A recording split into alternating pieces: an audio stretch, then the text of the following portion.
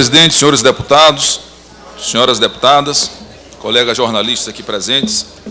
Hoje eu venho a esta tribuna tratar de um projeto de lei aprovado por esta Casa e que foi vetado pela governadora.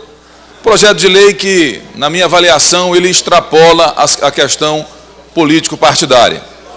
Versa sobre a punição de empresas que comprovadamente, além de terem sido surpreendidas por uma fiscalização utilizando mão de obra em condição análoga à de escravo, que tenha sido condenada por essa prática. Essas empresas, a partir da aprovação desta lei, elas teriam o seu registro no cadastro do ICMS cancelado. É um projeto, na minha avaliação, como já disse, que, independente de ser oposição ou situação, ele merece a aprovação dessa Casa. Vale lembrar que essa questão do trabalho escravo, infelizmente, ainda acontece em casos pontuais no Brasil e, em particular, acontecem no Maranhão.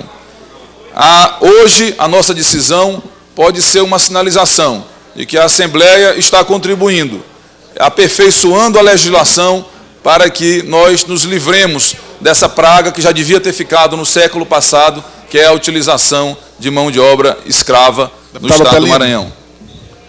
Deputado Neto. Gostaria que Vossa Excelência esclarecesse para o plenário no que se sustenta o veto governamental, aonde foi amparado na Constituição. Eu gostaria que Vossa Excelência explanasse isso. Deputado Neto, inclusive, iria passar para esse ponto agora. O veto feito pelo Poder Executivo até elogia a importância do projeto. Reconhece, como diz aqui o veto da governadora, a relevância da propositura, contudo, alega ser iniciativa privativa do governo do Estado as leis que disponham sobre a organização administrativa, matéria tributária e orçamentária. Ocorre que esta Casa, há menos de um mês, modificou a Constituição, acabando com essa iniciativa exclusiva do Executivo.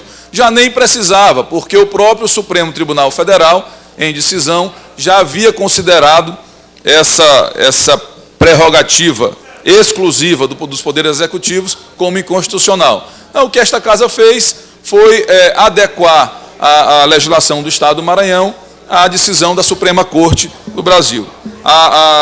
Inclusive, eu estou com a cópia aqui da emenda constitucional 068, que alterou a Constituição do Estado do Maranhão e passou a ficar assim, deputado Neto, o novo texto. O inciso 3º do artigo 43 da Constituição Estadual passa a vigorar com a seguinte redação: são de competência de iniciativa privativa do governador do Estado as leis que disponham sobre organização administrativa em matéria orçamentária. Excluiu a competência exclusiva com relação à matéria tributária. Além disso, além desta própria Assembleia ter aprovado uma emenda constitucional, eu solicitei à Comissão de Assuntos Constitucionais da OAB um parecer, deputado Bira, sobre este veto. E a OAB se manifestou formalmente, me encaminhou um documento demonstrando por que esse veto é inconstitucional. E, inclusive, sugerindo, na hipótese desta Casa não derrubar o veto, quais são os caminhos judiciais através dos quais nós poderemos tentar fazer com que este projeto de lei, aprovado por esta Casa por unanimidade, passe a vigorar como lei. O parecer da OAB muito completo, muito detalhado, comprova que este veto ele é inconstitucional. Então, na verdade, inclusive quando do veto, o projeto de lei, quando da aprovação, mereceu destaque nacional. Saiu no site Repórter Brasil, na UOL, e quando do veto, o Maranhão também teve, infelizmente, foi notícia nacional, sendo criticado o governo do Estado por conta de ter feito o veto. Deputado Rubem Júnior. Deputado Otelino, o veto da governadora Rosiana diz respeito único e exclusivamente por ter, em tese, problema de iniciativa, por dizer respeito à matéria tributária. Foi vetado. Veio para a comissão. A comissão deu parecer pela manutenção do veto, pelo argumento da matéria tributária. Até aí tudo bem, mesmo discordando, mas há uma lógica. Qual é o fato novo que daí surge a necessidade ou da comissão reavaliar o seu parecer, ou, se for o caso, de rever o próprio plenário? A vedação não existe mais. Esta casa aprovou uma emenda constitucional permitindo que nós legislemos sobre matéria tributária, semana passada, de autoria do deputado Max Barros. Então não há mais o óbice jurídico que existia. É uma espécie de constitucionalidade superveniente. Lá no nascimento poderia não ser constitucional, mas agora é indiscutivelmente. Daí é que eu faço o apelo aos senhores e senhoras deputados, especialmente ao líder do governo e aos líderes do bloco, que votemos de acordo com a Constituição do Estado e a Constituição Federal, que permite que nós legislemos sobre matéria tributária. Estamos falando aqui de um mecanismo de combater o trabalho escravo, ainda mais no nosso estado do Maranhão, que é um dos estados que tem os piores indicadores desta lástima que é o trabalho escravo. Portanto, de já quero encaminhar a votação do bloco parlamentar de oposição pela derrubada do veto, visto que não há qualquer óbice no mérito e nem do ponto de vista da iniciativa.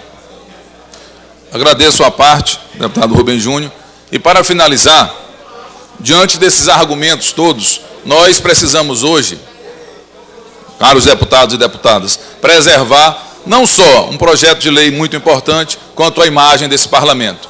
Esta votação, se nós não derrubarmos esse veto, vai deixar essa Assembleia numa posição difícil. Seremos, inclusive, acusados perante a sociedade de não permitirmos que uma lei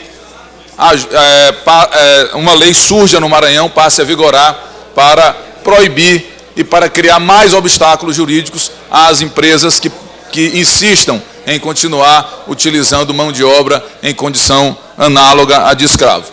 Eu quero finalizar esse pronunciamento apelando aos senhores parlamentares que nós derrubemos esse veto, que, repito, ele trata-se de um projeto de lei que ele extrapola as diferenças político-partidárias. Nós temos que pensar no bem do Maranhão, da imagem do nosso Estado e da imagem desse Poder Legislativo. Muito obrigado.